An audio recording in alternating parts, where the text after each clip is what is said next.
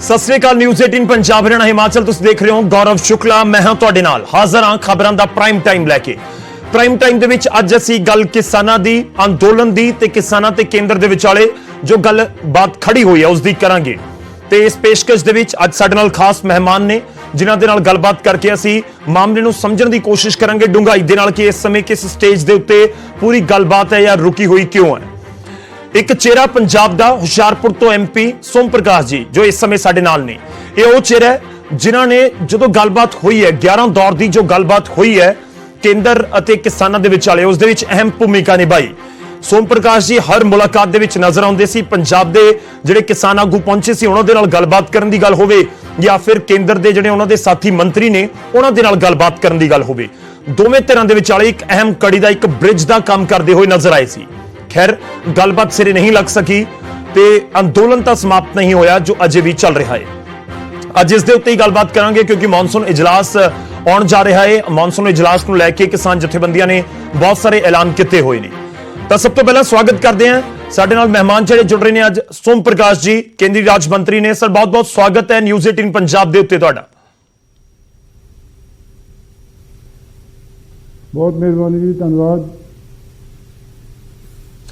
Sir मैं शुरुआत इत्थों ही करन जा रहे हैं मॉनसून इजलास का असीं जिक्र किया जल्द शुरू होने जा रहा है पार्लीमेंट का मॉनसून इजलास ते इस विचाले किसानां दे वल्लों एक वक्रे तरीके नाल रणनीति अपनाई जा रही है।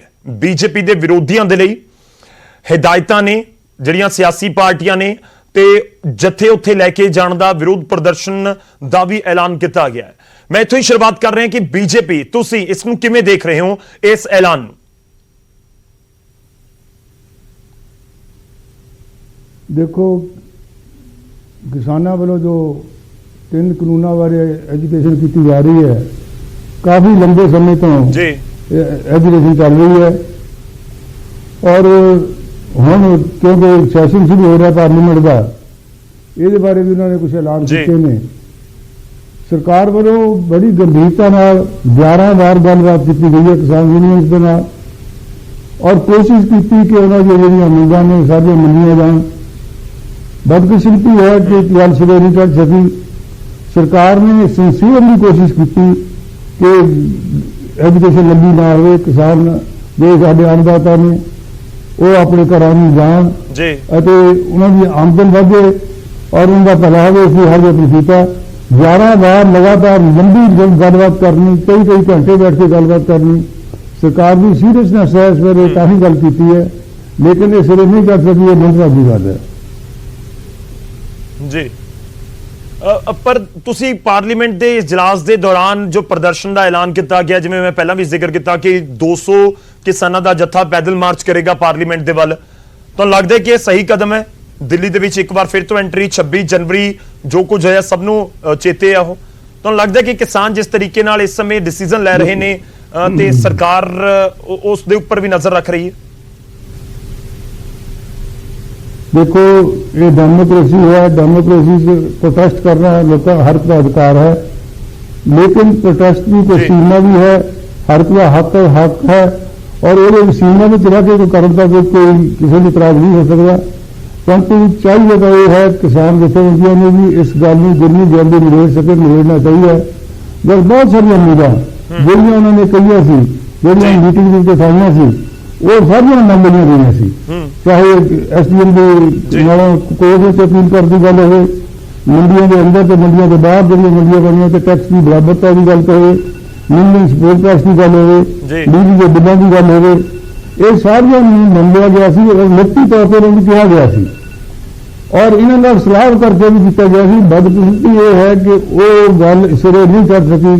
लगता है सी कि जो गल ये गल्लां उन्होंने अमल की ये गल सिरे चढ़ जाएगी नहीं चढ़ सकी। कोई ना कोई उन्हें कोई दबाव हो सकता या कोई कारण तो है। सारे लीडर उस दिन जितनी गलबात हुई सी जवाब की सारे खुश होकर उठे सी और प्रेस के अंदर इकट्ठे खड़े सी। बदकिस्मती मैं समझता पंजाब की या देश की समझ लो कि गल हाल तक लटक रही है। हुण भी सानू गंभीरता इस मसले में हल करने की कोशिश करनी चाहिए है। देश के खेतीबाड़ी मंत्री तोमर जी ने बार-बार कहा कि असीं गलबात करने तैयार हाँ बिना शर्त गलबात करने जो मर्जी कहेंगे असीं गलबात करने तैयार हाँ। अल्टीमेटली तो गल करके निभनी है ਇਹ ਜੇ ਸੋਚ ਕੇ ਵੀ ਕਿਸੇ ਨੂੰ ਥੱਲੇ ਲਾਉਣਾ ਜਾਂ ਕਿਸੇ ਦਾ ਵੀ ਹੇਠੀ ਕਰਨੀ ਹੈ, ਇਹ ਭਾਵਨਾ ਨਹੀਂ ਹੋਣੀ ਚਾਹੀਦੀ। ਚਾਹੀਦਾ ਤਾਂ ਇਹ ਹੈ ਕਿ ਪੰਜਾਬ ਦੇ ਕਿਸਾਨ ਦਾ ਭਲਾ ਕਰ ਸਕੀਏ। ਦੇਖੋ ਸਰਕਾਰ ਲੋਕਾਂ ਦੀ ਚੁਣੀ ਹੋਈ ਸਰਕਾਰ ਹੈ, ਕੋਈ ਸਰਕਾਰ ਇਹ ਤਾਂ ਨਹੀਂ ਕਰ ਸਕਦੀ ਇੱਕ ਵੱਡਾ ਵਰਗ ਕਿਸਾਨਾਂ ਦਾ ਜਿਹੜੀ ਡੋਮੀਨੇਟਡ ਸੋਸਾਇਟੀ ਹੈ, ਜਿਹੜੀ ਕਿਸਾਨਾਂ ਦਾ ਇੱਕ ਬਹੁਤ ਵੱਡਾ ਵਰਗ ਹੈ, ਉਹਨਾਂ ਨੂੰ ਨਾਰਾਜ਼ ਕਰਨਾ ਜਾਂ ਉਹਨਾਂ ਦਾ ਨੁਕਸਾਨ ਕਰਨਾ ਕਿਸੇ ਦਾ ਮੰਤਵ ਹੋ ਨਹੀਂ ਸਕਦਾ। ਹਰ ਲੋਕਾਂ ਨੇ 5 ਸਾਲਾਂ ਦੇ ਬਾਅਦ ਸਰਕਾਰ ਨੇ ਲੋਕਾਂ ਦੇ ਵਿੱਚ ਜਾਣਾ ਹੁੰਦਾ ਹੈ, ਉਹ ਕਿਸ ਤਰ੍ਹਾਂ ਜਾਣਗੇ ਜੇ ਉਹ ਉਲਟ ਕੇ ਗੱਲ ਕਰਾਂਗੇ। ਦੇਖੋ ਕਈ ਵਾਰ ਜਿਹੜੇ ਸੁਧਾਰ ਕਰੀਏ ਆ, ਸੁਧਾਰ ਕਰਦੇ ਆ, ਕਈ ਵਾਰੀ ਲੋਕਾਂ ਨੂੰ ਇਹ ਲੱਗਦਾ ਕਿ ਸਾਡੇ ਉਲਟ ਦੇ ਜਾਂ ਸਾਡਾ ਨੁਕਸਾਨ ਹੈ। ਕਿੱਥੇ ਲਿਖਿਆ ਕਿ ਉਹਨਾਂ ਦੀ ਜ਼ਮੀਨ ਕਿਸੇ ਨੇ ਲੈ ਲੈਣੀ ਹੈ? ਇਹ ਤਾਂ ਅਸੀਂ ਕੋਸ਼ਿਸ਼ ਕੀਤੀ ਸੀ ਕਿ ਕਿਸਾਨ ਨੂੰ ਵੱਧ ਤੋਂ ਵੱਧ ਕੀਮਤ ਮਿਲ ਸਕੇ। ਉਹਦੇ ਲਈ ਇੱਕ ਹੋਰ ਆਲਟਰਨੇਟਿਵ ਦਿੱਤਾ, ਕਿਸਾਨ ਚਾਹੁੰਦਾ ਮੰਡੀਆਂ ਦੇ ਵਿੱਚ ਰਹੇ, ਮੰਡੀਆਂ ਸਮਾਨ ਲੈ ਕੇ ਜਾਵੇ, ਔਰ ਕਹਿੰਦੇ ਵੀ ਇਹ ਮੰਡੀਆਂ ਖਤਮ ਹੋ ਜਾਂਦੀਆਂ। ਹੁਣ ਇਹਦੇ ਲਈ ਤਾਂ ਸਰਕਾਰ ਨੇ ਮੰਡੀਆਂ ਨੂੰ ਪੱਕਾ ਕਰਨ ਲਈ, ਹੋਰ ਸਟੇਬਲ ਕਰਨ ਲਈ ਆ ਪਿੱਛੇ 1 ਲੱਖ ਕਰੋੜ ਦਾ ਜਿਹੜਾ ਫੰਡ ਹੈ, ਰੱਖਿਆ ਕੈਪੀਟਲ ਐਕਸਪੈਂਡੀਚਰ ਹੈ, ਉਹਦੇ ਵਿੱਚ ਵੀ ਜਿੰਨਾ ਮਰਜ਼ੀ ਪੈਸਾ ਲੈ ਕੇ ਮੰਡੀਆਂ ਨੂੰ ਹੋਰ ਤਕੜੇ ਕੀਤੇ ਜਾ ਸਕਦਾ ਹੈ। ਸੋ ਸਰਕਾਰ ਦੀ ਕਦੇ ਵੀ ਇਹ ਮਨਸ਼ਾ ਨਹੀਂ ਹੈ ਕਿ ਇਹ ਜਿਹੜਾ ਮੰਡੀਆਂ ਨੂੰ ਖਤਮ ਕਰਨਾ, ਇਹ ਸਿਰਫ ਐਵੇਂ ਪ੍ਰੋਪਗੈਂਡਾ ਹੈ, ਇਹਦੇ ਵਿੱਚ ਕਿਸੇ ਨੂੰ ਨਹੀਂ ਆਉਣਾ ਚਾਹੀਦਾ।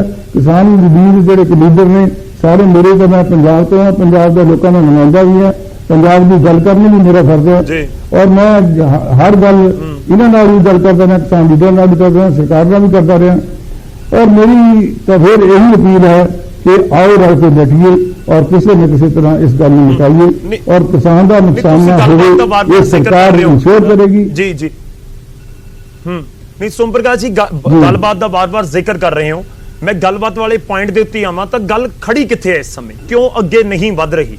ਸਰਕਾਰ ਪਹਿਲ ਨਹੀਂ ਕਰਦੀ ਜਾਂ ਕਿਸਾਨ ਪਹਿਲ ਨਹੀਂ ਕਰਦੇ? ਤੁਸੀਂ ਕੀ ਚਾਹੁੰਦੇ ਹੋ ਕਿ ਗੱਲਬਾਤ ਕਿਵੇਂ ਅੱਗੇ ਤੁਰੇ? ਨਾ ਹਰ ਕੋਈ ਇਹ ਜਾਣਨਾ ਚਾਹੁੰਦਾ ਕਿ ਹੁਣ ਗੱਲਬਾਤ ਤੁਰੇਗੀ ਕਿਵੇਂ? देखो खेतीबाड़ी मंत्री नरेंद्र तोमर जी ने बार-बार कहा, टीवी पे भी कहा, उदा भी कहा कि असं गलबात करने तैयार है। किसान रिस्पॉन्ड कर हाँ असं करने तैयार है, आओ इस दिन गल कर गल शुरू हो जाएगी।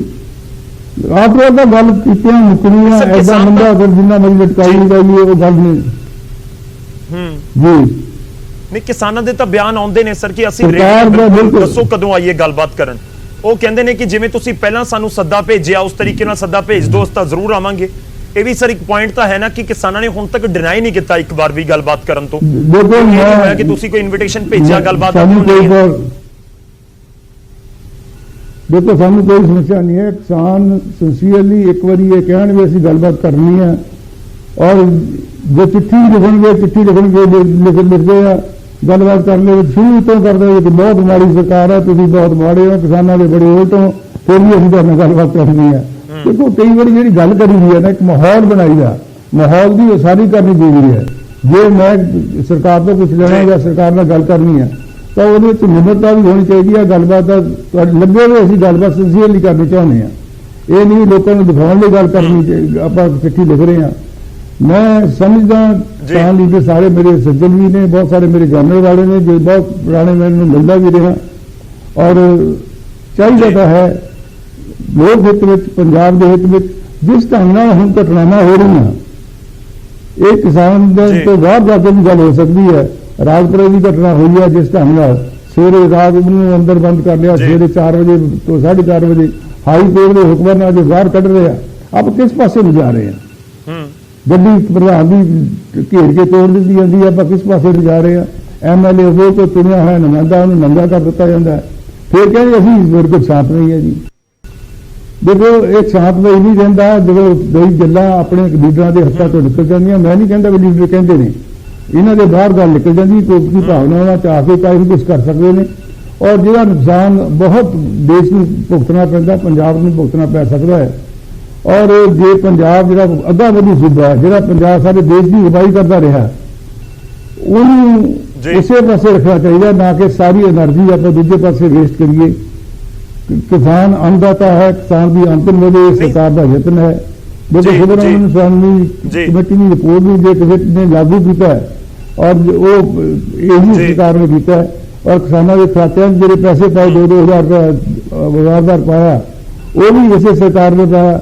ਹੋਰ ਕਿਸਾਨਾਂ ਲਈ ਵੱਧ ਤੋਂ ਵੱਧ ਕੋਸ਼ਿਸ਼ ਕੀਤੀ ਜਾ ਰਹੀ ਹੈ और प्रोक्योरमेंट कहते नहीं होनी, प्रोक्योरमेंट देखो- 100% होई नहीं, पंजाब एकदम होई है। जी जी ਉਹ ਇਹ ਵੀ ਕਹਿੰਦੇ ਸੀ ਵੀ ਜਿਹੜੇ ਸਿੱਧੇ ਪੈਸੇ ਨਹੀਂ ਜਾਣੇ ਚਾਹੀਦੇ, ਲੋਕਾਂ ਦੇ ਖਾਤਿਆਂ 'ਚ ਗਏ ਆ, ਲੋਕੀ ਸਾਰੇ ਖੁਸ਼ ਜੀ। ਹੈ, ਕਿਸਾਨ ਸਾਰੇ ਖੁਸ਼ ਹੈ, ਸਾਡੇ ਖਾਤਿਆਂ 'ਚ ਸਿੱਧੇ ਪੈਸੇ ਆਏ ਨੇ। ਨਹੀਂ ਤੁਹਾਡੇ ਇਹ ਤੁਹਾਡੇ ਕਈ ਵਾਰੀ ਜਿਹੜੇ ਜਿਹੜੇ ਜਿਹੜੇ bonds ਜਿਹੜੇ ਹੁੰਦੇ ਤੁਸੀਂ ਨੇ ਤਰਕ ਰੱਖ ਰਹੇ ਹੋ ਜੀ ਜੀ ਨਹੀਂ ਸੋਮ ਪ੍ਰਕਾਸ਼ ਜੀ, ਜਿਹੜੇ ਤੁਸੀਂ ਤਰਕ ਰੱਖ ਰਹੇ ਹੋ ਲਗਾਤਾਰ ਹਾਂਜੀ। ਬੀਜੇਪੀ ਦੇ ਆਗੂ ਜ਼ਿਕਰ ਕਰਦੇ ਆਏ ਨੇ, ਪਰ ਇੱਕ ਫੈਕਟ ਇਹ ਵੀ ਹੈ ਕਿ ਜੋ ਤੁਸੀਂ ਜ਼ਿਕਰ ਕਰਦੇ ਰਹੇ ਕਿ ਖੇਤੀ ਕਾਨੂੰਨ ਕਿਸਾਨਾਂ ਦੇ ਹੱਕ ਦੇ ਵਿੱਚ ਨੇ, ਘੱਟੋ ਘੱਟ ਪੰਜਾਬ ਹਰਿਆਣਾ ਦੇ ਜਿਹੜੇ ਕਿਸਾਨ ਨੇ ਉਹ ਤਾਂ ਇਸ ਦੇ ਪੱਖ ਦੇ ਵਿੱਚ ਨਹੀਂ ਆਏ, ਜਾਂ ਉਹਨਾਂ ਨੂੰ ਇਹ ਗੱਲ ਜਾਂ ਤੁਸੀਂ ਸਮਝਾ ਨਹੀਂ ਸਕੇ ਜਾਂ ਕੀ ਗੱਲ ਰਹੀ, ਉਹ ਤਾਂ ਹੁਣ ਤੱਕ ਨਹੀਂ ਪਹੁੰਚ ਸਕੀ। ਹੁਣ ਗੱਲ ਉਹੀ ਹੈ ਕਿ ਇਹ ਗੱਲਬਾਤ ਤਾਂ ਖੜੀ ਹੋਈ ਹੈ, ਕਰੀਬ 6 ਮਹੀਨੇ ਹੋ ਗਏ, ਹੋਰ ਕਿੰਨੀ ਦੇਰ ਇੰਤਜ਼ਾਰ ਕਰੇਗੀ ਸਰਕਾਰ? ਹੋਰ ਕਿੰਨੀ ਦੇਰ ਇੰਤਜ਼ਾਰ ਕਿਸਾਨਾਂ ਦੀ ਚਿੱਠੀ ਦਾ ਕਰੇਗੀ? ਕਿਉਂਕਿ ਇੱਕ ਚਿੱਠੀ ਕਿਸਾਨਾਂ ਨੇ ਪ੍ਰਧਾਨ ਮੰਤਰੀ ਨੂੰ ਲਿਖੀ, ਉਸ ਦਾ ਵੀ ਕੋਈ ਜਵਾਬ ਨਹੀਂ ਆਇਆ। ਦੇਖੋ ਅਸੀਂ ਗੱਲਬਾਤ ਕਰਨ ਲਈ ਤਿਆਰ ਹਾਂ। ਉਸ ਤੋਂ ਬਾਅਦ ਖੇਤੀਬਾੜੀ ਮੰਤਰੀ ਨੇ 2 ਵਾਰੀ ਟੀਮ ਤੇ ਕਿਹਾ ਅਸੀਂ ਗੱਲਬਾਤ ਕਰਨ ਲਈ ਤਿਆਰ ਹਾਂ। ਕਿਸਾਨ ਕਹਿਣ ਗੱਲਬਾਤ ਕਰਨੀ ਹੈ ਤਾਂ ਗੱਲ ਠੀਕ ਹੋ ਸਕਦੀ ਹੈ। ਨਹੀਂ ਉਹ ਵੀ ਕਹਿੰਦੇ ਨੇ ਕਿ ਅਸੀਂ ਗੱਲਬਾਤ ਦੇ ਲਈ ਤਿਆਰ ਹਾਂ, ਤੁਸੀਂ ਵੀ ਕਹਿ ਰਹੇ ਹੋ ਗੱਲਬਾਤ ਦੇ ਲਈ ਤਿਆਰ ਹਾਂ, ਦੋਵੇਂ ਧਿਰਾਂ ਕਹਿ ਰਹੀਆਂ ਨੇ। ਫਿਰ ਕਿਵੇਂ ਤੁਸੀਂ, ਮੈਂ ਸ਼ੁਰੂਆਤ ਦੇ ਵਿੱਚ ਜ਼ਿਕਰ ਕੀਤਾ ਸੀ ਕਿ ਤੁਸੀਂ ਇੱਕ ਬ੍ਰਿਜ ਦਾ ਕੰਮ ਕੀਤਾ ਪਹਿਲੀਆਂ 11 ਮੀਟਿੰਗ ਦੇ ਵਿੱਚ, ਤੁਹਾਨੂੰ ਲੱਗਦਾ ਕਿ ਤੁਸੀਂ ਫਿਰ ਦੁਬਾਰਾ ਵੱਡਾ ਰੋਲ ਪਲੇ ਕਰ ਦਿਓ ਕਿ ਦੋਵੇਂ ਧਿਰਾਂ ਦੇ ਕੋਲ ਜਾ ਕੇ ਗੱਲਬਾਤ ਤਾਂ ਘੱਟੋ ਘੱਟ ਸ਼ੁਰੂ ਕਰਵਾ ਦਿਓ? ਤੁਸੀਂ ਪੰਜਾਬ ਨੂੰ ਰਿਪਰੈਜ਼ੈਂਟ ਕਰਦੇ ਹੋ। ਕੋਈ ਸਮੱਸਿਆ ਨਹੀਂ ਹੈ ਇਹਨਾਂ ਨਾਲ ਗੱਲ ਕਰਨ ਲਈ। ਮੇਰੇ ਕਈ ਤਾਂ ਸੱਜਣ ਨੇ, ਮਿੱਤਰ ਨੇ, ਜਾਣਕਾਰ ਨੇ, ਪੁਰਾਣੇ ਗੱਲ ਕਰਨੀ ਹੈ। ਗੱਲ ਤਾਂ ਕਈ ਵਾਰ ਆਪਾਂ ਪ੍ਰੈਸ਼ਰ ਥੱਲੇ ਹੁੰਦੇ, ਜਿੱਦਾਂ ਪਹਿਲੀ ਵਾਰ ਗੱਲਬਾਤ ਸਿਰੇ ਚੜ ਗਈ ਸੀ ਆਲਮੋਸਟ, ਜਦੋਂ ਸੁਪਰੀਮ ਟ੍ਰਿਬਿਊਨ ਜਿਹੜੀ ਅਖਬਾਰ ਹੈ ਉਹਨੇ ਵੀ ਆਪਣਾ ਐਡੀਟੋਰੀਅਲ ਲਿਖਿਆ ਸੀ ਵੀ ਕਿਸਾਨਾਂ ਦੀਆਂ ਮੰਗਾਂ ਮੰਨੀਆਂ ਗਈਆਂ, ਦੇ ਸ਼ੁੱਡ ਕਮ ਐਜ਼ ਵਿਕਟੋਰੀਅਸ। ਉਹਨੇ ਐਡੀਟੋਰੀਅਲ ਲਿਖਿਆ ਸੀ ਵੀ ਬਹੁਤ ਵਧੀਆ, ਹੁਣ ਕਿਸਾਨਾਂ ਨੂੰ ਵਾਪਸ ਆ ਜਾਣਾ ਚਾਹੀਦਾ ਕਿ ਉਹ ਜਿੱਤ ਗਏ ਨੇ, ਸਾਰੀਆਂ ਮੰਗਾਂ ਨਹੀਂ ਮੰਨੀਆਂ ਗਈਆਂ ਨੇ। ਲੇਕਿਨ ਕਈ ਦਬਾਅ ਕਿਸਾਨ ਲੀਡਰ ਤੇ ਇੰਨੇ ਆ ਗਏ ਹੋਣਗੇ ਕਿ ਉਹਨਾਂ ਨੂੰ ਆ ਕੇ ਕਿਹਾ ਗਿਆ ਸਾਡੇ ਵੱਸ ਨਹੀਂ ਜੀ, ਹੁਣ ਤਾਂ ਇਹ ਸਾਡੇ ਕਾਨੂੰਨ ਨੂੰ ਖਤਮ ਕਰੋ। ਦੇਖੋ ਜਿਹੜਾ ਕਾਨੂੰਨ ਬਣਾਉਣ ਦਾ ਅਧਿਕਾਰ ਹੈ ਲੋਕਾਂ ਦੀ, ਜਿਹੜੀ ਪਾਰਲੀਮੈਂਟ ਹੈ, ਪਾਰਲੀਮੈਂਟ ਕਾਨੂੰਨ ਕਿਵੇਂ ਬਣਾਉਣੇ ਨੇ, ਕੀ ਬਣਾਉਣੇ ਨੇ, ਅੱਜ ਕੱਲ੍ਹ ਇਹਦੇ ਬਗੈਰ ਤੁਸੀਂ ਕਾਨੂੰਨ ਦੇ ਵਿੱਚ ਜਿਹੜੀ ਵੀ ਅਮੈਂਡਮੈਂਟ ਤੁਸੀਂ ਚਾਹੁੰਦੇ ਹੋ ਉਹ ਤੇ ਹਰ ਇੱਕ ਤੇ ਸਰਕਾਰ ਗੱਲਬਾਤ ਕਰਨ ਲਈ ਤਿਆਰ ਹੈ। ਇਹ ਤੋਂ ਵੱਧ ਹੋਰ ਖੁੱਲਾ ਸੱਦਾ ਕੀ ਹੋ ਸਕਦਾ? ਹੁਣ ਤਾਂ ਦੇਖੋ ਇਹ ਵੀ ਕਹਿੰਦੇ ਨੇ, ਉਹ ਤਾਂ ਉਹੀ ਕਹਿੰਦੇ ਨੇ ਕਿ ਜੇਕਰ ਤੁਸੀਂ ਪੂਰੀ ਮੈਂਬਰ ਨੇ ਜੀ ਦੇਖੋ ਇਹ ਜਿਹੜਾ ਅਧਿਕਾਰ ਜਿਸ ਕੋਲ ਹੈ, ਉਹ ਜੋ ਉਹਨਾਂ ਨੂੰ ਜਿਹੜਾ ਉਹਨਾਂ ਦੇ ਵੋਟ ਲੱਗਦਾ ਉਹ ਤੇ ਅਮੈਂਡਮੈਂਟ ਗੱਲਬਾਤ ਕਰਨ ਲਈ ਤਿਆਰ ਹੈ। ਹੁਣ ਤਾਂ ਜੋ ਅੱਜ ਕੱਲ ਕਾਲ ਆ ਰਹੀ ਹੈ, ਉਹ ਸਰ ਬਾਰ-ਬਾਰ ਕਿਸਾਨਾਂ ਨੂੰ ਇਹੀ ਕਹਿੰਦੇ ਨੇ ਕਿ ਜੇ ਤੁਸੀਂ ਪੂਰਾ ਮਟੀਰੀਅਲ ਬਦਲ ਦਿੱਤਾ, ਪੂਰੇ ਲਿਫਾਫੇ ਦੇ ਅੰਦਰ ਦਾ ਸਮਾਨ ਬਦਲ ਦਿੱਤਾ, ਤਾਂ ਬਾਹਰ ਖਾਲੀ ਲਿਫਾਫਾ ਰੱਖਣ ਦਾ ਕੀ ਫਾਇਦਾ? ਉਹ ਵੀ ਕਰ ਦਿਓ, ਉਹ ਵੀ ਬਦਲ ਦਿਓ, ਉਹ ਵੀ ਰੱਦ ਕਰ ਦਿਓ। देखो कि ऐसा नहीं है। सारे देश बहुत बड़ा देश है। ईस्ट स्थिति हो तरह होती है, साउथ से हो रही है, नॉर्थ हो तरह होती है। बहुत सारे किसान ये भी चंगा भी समझते हैं। तो ये कानूनों के जी तरमीम ये चाहते हैं वो गलबात की जा सकती है। आप जिद करिए भी कानून तुम भी जो असी कहांगे वो बनाओगे। हम ये कहना भी पार्लीमेंट कोई बंदा वॉकआउट ना करे, कोई बंदा बाहर ना निकले। एक चीज देखो, लीडर ऑफ दी हाउस का काम भी किसान करने लग गए और किसान का विप का काम भी किसान ही करने लग गए। तो बाहर नहीं निकलना, अंदर बैठना, यदा विप इशू होंगे भी तुम जाना कि नहीं जाना। ये सारे रोल तो असी आप ही अपने ते ले लीए, फिर किस तरह चलेगा सिस्टम? ये लोकतंत्र है, लोकतंत्र को चुने हुए नुमाइंदियां ने चलाना है। और जी अपनी गल है वो आप गल करिए, चुने हुए नुमाइंदियां ने भी नाल लईए, उन्होंने राही भी आप गल कर सकते हैं। सारे लोग चाहते हैं गलबात करनी, गल नवेड़िए और इन्होंने सारे हिदायत करी जाते इस तरह नहीं करना, ऐ नहीं करना, बीजेपी वाले बढ़न नहीं देना। बहुत सारे बंदा कांग्रेस के लीडर ने भी करन लग गए ने और ईवन आप के लीडर ने भी करन लग गए ने। ऐसा किस तरह चलूगा? सारा पोलिटिकल सिस्टम जो कोलैप्स हो गया तो समझो आप पंजाब का बहुत बड़ा नुकसान कर रहे होंगे जी। अच्छा, एक मैं सीधा सवाल पूछ रहे हैं क्योंकि कानून रद्द करने की मांग हो रही है, ਤੁਸੀਂ ਕਲੀਅਰ ਕਰ ਰਹੇ ਹੋ ਕਿ ਕਾਨੂੰਨ ਰੱਦ ਨਹੀਂ ਹੋਣੇ, ਜਾਂ ਗੱਲਬਾਤ ਜੇ ਹੋਵੇ ਟੇਬਲ ਦੇ ਉੱਤੇ ਦੁਬਾਰਾ ਤਾਂ ਕਾਨੂੰਨ ਰੱਦ ਵਾਲੇ ਪਾਸੇ ਵੀ ਸਰਕਾਰ ਵੱਧ ਸਕਦੀ ਹੈ? ਦੇਖੋ ਜੇ ਕਹਿੰਦੇ ਆ ਜਿਹੜੀ ਤੁਹਾਨੂੰ ਕਲਾਸ ਦੀ ਅਮੈਂਡਮੈਂਟ ਦੀ ਲੋੜ ਹੈ, ਉਹ ਜਿਹੜੀ ਇਹ ਤਾਂ ਕੁਝ ਦੇਖਦਾ ਹੋਵੇ ਅਸੀਂ ਸਾਰਾ ਕੁਝ ਖਤਮ ਕਰਨਾ।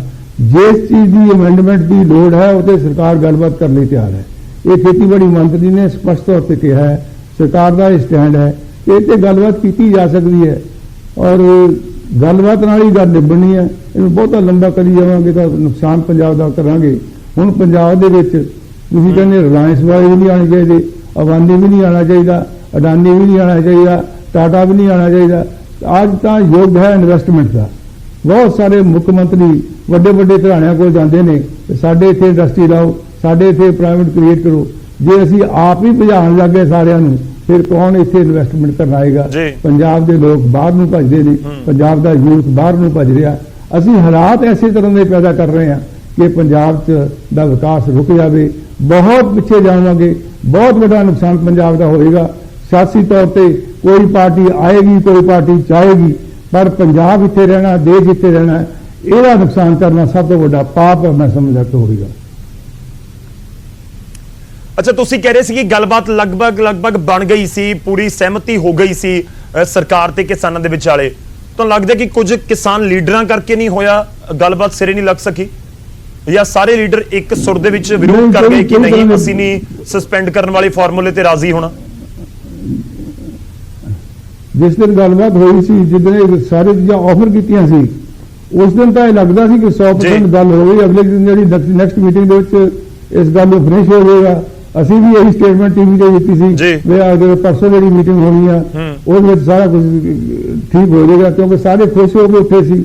ਉਹਨਾਂ ਨੇ ਬਾਰ-ਬਾਰ ਪੁੱਛਿਆ, ਉਹਨਾਂ ਨੇ ਆਪ ਵੀ ਕਿਹਾ ਵੀ ਆਹ ਵੀ ਪਾਓ, ਆਹ ਵੀ ਪਾਓ, ਆਹ ਵੀ ਪਾਓ। ਉਹ ਸਾਰੇ 6-7 ਪੁਆਇੰਟ ਲਿਖੇ ਗਏ ਸੀ, ਔਰ ਉਹ ਤੋਂ ਬਾਅਦ ਨਹੀਂ ਹੋਣਾ ਤਾਂ ਹੁਣ ਇਹਦਾ ਮੈਂ ਕਾਰਨ ਕੀ ਕਹਿ ਸਕਦਾ, ਕਿਹੜੇ ਪ੍ਰੈਸ਼ਰ ਥੱਲੇ ਕਰਕੇ ਹੋਇਆ। ਚਾਹੀਦਾ ਸੀ ਇਹ ਤਿੰਨ ਦਿਨ। ਮੈਨੂੰ ਲੱਗਦਾ ਕਿ ਕੋਈ ਜਥੇਬੰਦੀਆਂ ਹੈਗੀਆਂ ਨੇ, ਇੱਕ ਦੋ ਤੁਹਾਡੇ ਜ਼ਿਹਨ 'ਚ ਨਾਮ ਹੋਣ ਕਿ ਇਹਨਾਂ ਦੀ ਵਜ੍ਹਾ ਦੇ ਨਾਲ ਗੱਲ ਸਿਰੇ ਨਹੀਂ ਚੜੀ, ਕਿ ਕੋਈ ਜਥੇਬੰਦੀ ਦਾ ਆਗੂ ਅਜਿਹਾ ਸੀ ਜੋ ਬਿਲਕੁਲ ਰਾਜ਼ੀ ਨਹੀਂ ਸੀ? ਤੁਹਾਨੂੰ ਲੱਗਦਾ ਕਿ ਇਹਨਾਂ ਕਰਕੇ ਗੱਲ ਨਹੀਂ ਸਿਰੇ ਚੜੀ?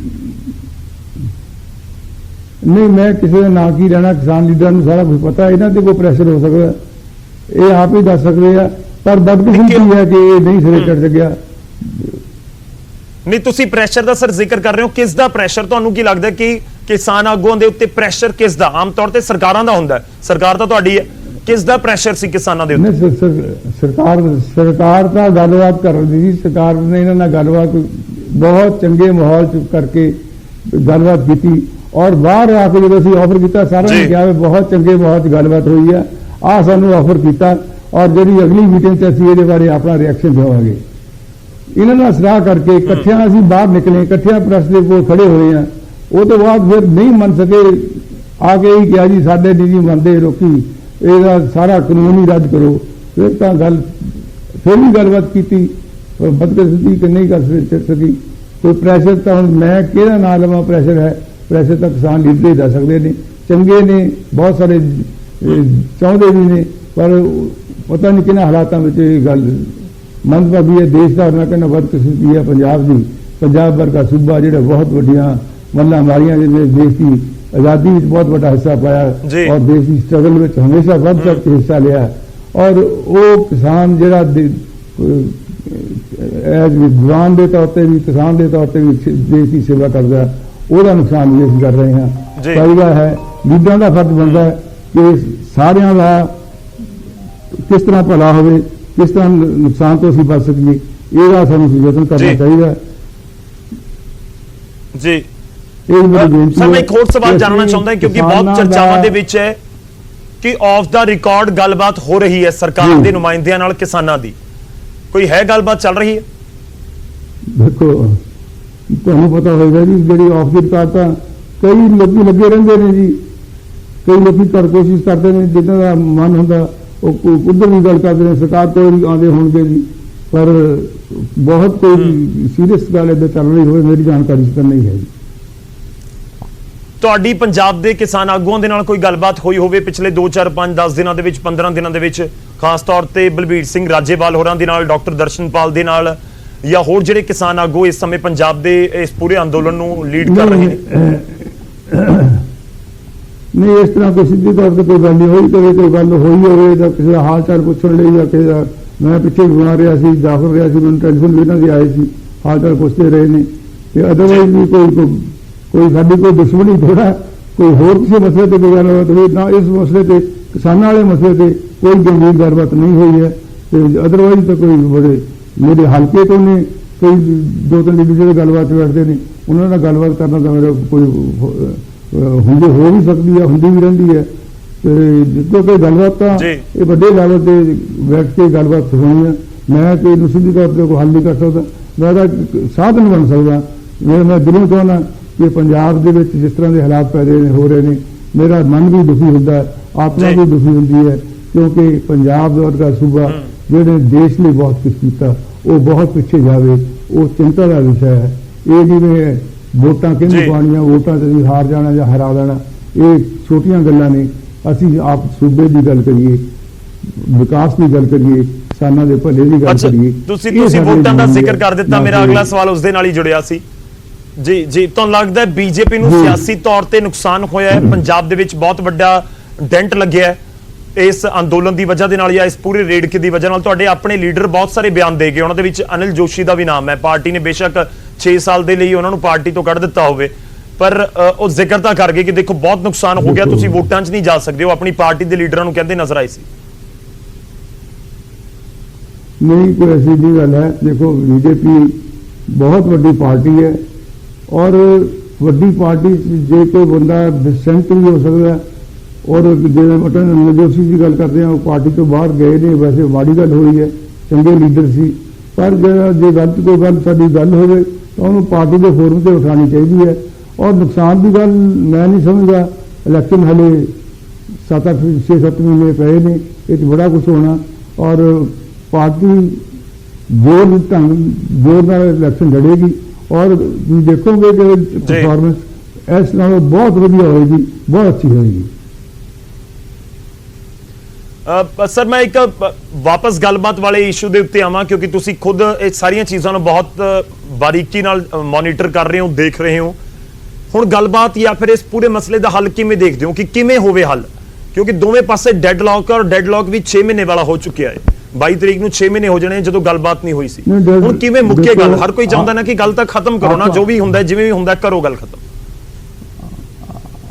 ਆਪਾਂ ਸਾਰੇ ਜਣੇ, ਅਸੀਂ ਕਿਸਾਨ ਲੀਡਰ, ਸਰਕਾਰ, ਪ੍ਰੈਸ, ਪੰਜਾਬ ਦੇ ਹਿੱਤ ਸੋਚਣ ਵਾਲੇ ਲੋਕ ਸਾਰੇ ਰਲ ਕੇ ਯਤਨ ਕਰੀਏ ਕਿ ਗੱਲਬਾਤ ਸ਼ੁਰੂ ਹੋਵੇ, ਔਰ ਜਿੱਦ ਨਾ ਕਰੀਏ ਅਸੀਂ ਇੱਥੇ ਅੱਜ ਤੋਂ ਘੱਟ ਨਹੀਂ ਕਰਨਾ, ਆਹ ਨਹੀਂ ਕਰਨਾ ਹੈ, ਜਿਹਦੇ ਨਾਲ ਪੰਜਾਬ ਦੇ ਕਿਸਾਨ ਦਾ ਨੁਕਸਾਨ ਨਾ ਹੋਵੇ, पंजाब के किसान का भला हो, हरियाणा के किसान का भला हो, यूपी के किसान का भला हो, जो जितों ज़्यादा एजुकेशन चल रही है उनका नुकसान ना हो, तो फिर सानू उस पर आके गल कर लेनी चाहिए है, ना कि जिद करनी बेचता खत्म नहीं करनी गल। आए कानून बिल्कुल भी विड्रा करो, ये जी जिद है वो फिर बहुता फायदा नहीं करती है। मैं कहना हूँ किसानों का नुकसान ही हो रहा है, इन्ने चिर दे आके बैठे ने जी। चाहिए है जो लीडरशिप जो कोई गल ठीक पासे चले वो तो रेगुलर करना चाहिए।